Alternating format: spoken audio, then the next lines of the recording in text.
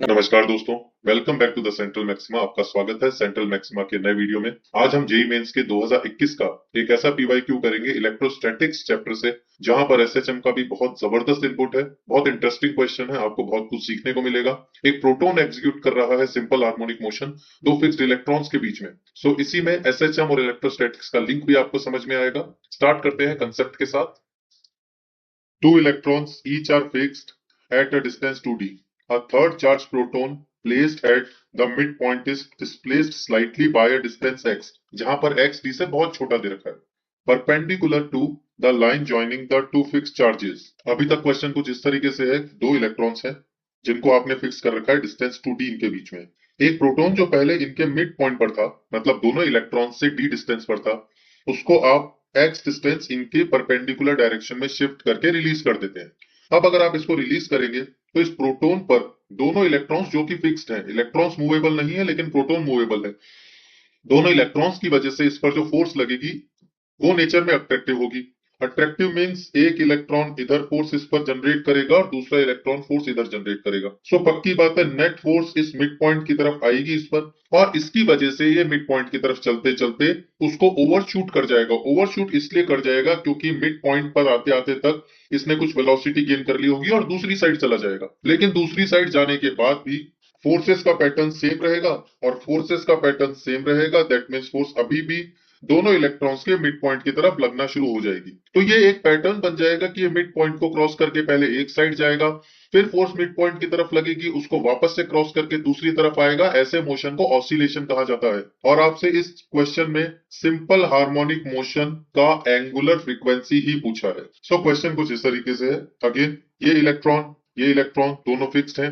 यहाँ पर ये प्रोटॉन को आपने रिलीज किया है। ये दोनों इलेक्ट्रॉन इस पर दो फोर्सेस लगाएंगे और फोर्सेस का मैग्नीट्यूड होगा के। Q1 Q2 दोनों ही E है upon R square, where this R distance between the charges under root x square plus D square है। यहाँ पे x square plus D square आएगा। सिमिलरली दूसरी साइड की force F B k e into e upon x square plus D square आएगी। दोनों forces magnitude में identical है। अब क्योंकि फोर्स एक वेक्टर क्वांटिटी है तो नेट फोर्स निकालने के लिए आप इनको डायरेक्टली ऐड तो करेंगे नहीं, आपको इनके एक्स और वाई कंपोनेंट लेने होंगे। कंपोनेंट के लिए हम पहले किसी एक एंगल को मान लेते हैं। मान लीजिए दोनों आइडेंटिकल थीटा है। यहाँ पर कंपोनेंट इस फोर्स F का आएगा F साइन थीटा, एंड यहाँ पे component will be F cos theta. For the other force F also यहाँ पे component will be F sine theta और यहाँ पे component F cos theta. Again force एक वेक्टर क्वांटिटी है। आप अगर ध्यान से देखेंगे तो ये दोनों फोर्सेस कैंसिल आउट हो जाएंगी, F साइन थीटा और F साइन थीटा, क्योंकि दोनों इक्वल मैग्नीट्यूड में है और ऑपोजिट है डायरेक्शन में। नेट फोर्स इस पॉइंट की तरफ इस डायरेक्शन में आएगी which is equal to F cos theta plus F cos theta, क्योंकि दोनों F cos theta same direction में है। यहां से हमें ये समझ भी आ गया है कि नेट फोर्स मिड पॉइंट की तरफ है, इसलिए ऑसिलेशन होगा। और बिकॉज ये डिस्प्लेसमेंट x बहुत छोटा है d के कंपैरिजन में, इसीलिए ये ऑसिलेटरी मोशन एसएचएम बनेगा। अब एसएचएम के केस में अगर आपको पता है कि टाइम पीरियड या एंगुलर फ्रीक्वेंसी कैसे कैलकुलेट करते हैं तो ठीक है, अदरवाइज मैं आपको यहाँ पर हिंट बता रहा हूं। किसी भी एसएचएम में पहले नेट फोर्स निकालिए टुवर्ड्स मीन पोजीशन, और ये काम हम ऑलरेडी कर चुके हैं, इसको थोड़ा सा भी मॉडिफाई करना बाकी है। सेकेंड इज, जो भी नेट फोर्स आई है मीन पोजीशन की तरफ, जिसको रीस्टोरिंग फोर्स भी कहा जाता है, उस रीस्टोरिंग फोर्स को आप mx ओमेगा स्क्वायर के बराबर कीजिए। हमेशा एसएचएम में टाइम पीरियड इस तरीके से हर बार आएगा आपका, where x is distance from mean position, and third is put omega equal to 2 pi by capital T, अगर आपको कैपिटल टी कैलकुलेट करना है। ये स्टेप्स एसएचएम के किसी भी केस में लगेंगे।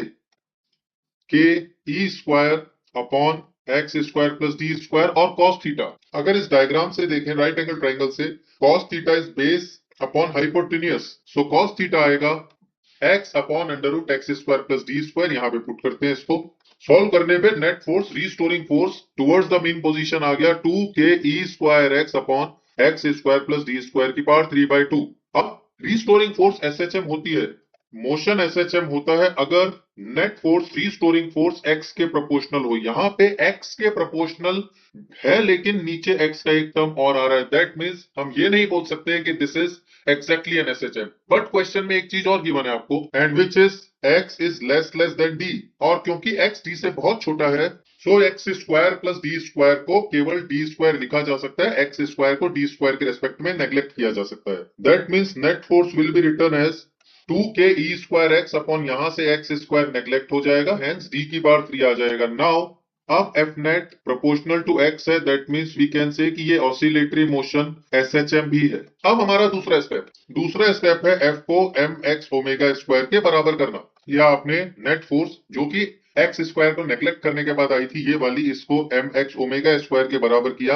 आप किसी भी केस में एसएचएम का एंगुलर फ्रीक्वेंसी ऐसे कैलकुलेट कर सकते हैं। 2 इंटू के की जगह we will write 1/4 pi epsilon not into E square upon D cube, X से एक्स कैंसिल कर दिया हमने, equal to M omega square यहां से बन जाएगा E square upon 2 pi M epsilon not D cube, that means omega under root लेंगे अगर अपन दोनों साइड तो ये आएगा ई स्क्वायर अपॉन में 2 pi M epsilon not D cube की पावर 1/2।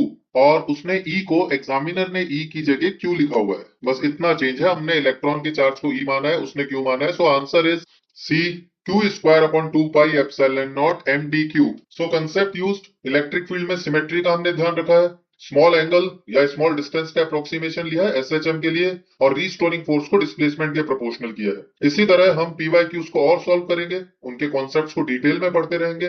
नेक्स्ट वीडियो में फिर से इलेक्ट्रोस्टैटिक्स के किसी पीवाईक्यू के साथ हम मिलेंगे। तब तक आप जान लड़ाइए, पैर जमा के और जोर लगा के काम कीजिए। Please subscribe the Central Maxima from struggle to success. इसी तरह आपको किसी और चैप्टर के किसी भी टॉपिक का वीडियो चाहिए हो या कोई और क्वेश्चन जो आपको परेशान कर रहा हो, यू कैन कमेंट। जय हिंद।